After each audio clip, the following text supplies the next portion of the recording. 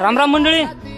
तर सगळ्यात main problem म्हणजे आपला व्हिडिओ न टाकण्याचा, ते म्हणजे टावरचा.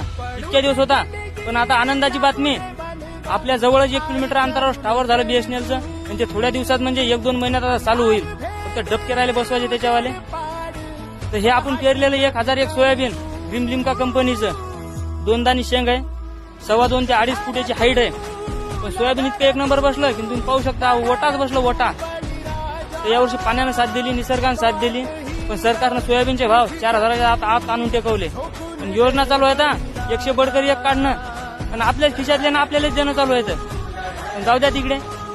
समोर आता निवडणुका आल्या तोंडावर, तर सरकार असं 6,000 रुपये भाव करेल अशी आशा आहे. लय मोठी आशा नाही, 6,000 रुपये तरी सोयाबीनचा भाव करा पाहिजे कमीत कमी. तेव्हा शेतकऱ्याला फुलाची पाकळी काय ना काय उरल याच्यात.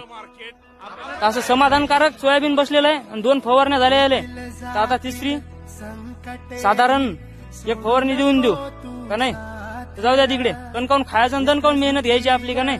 जय जवान जय किसान.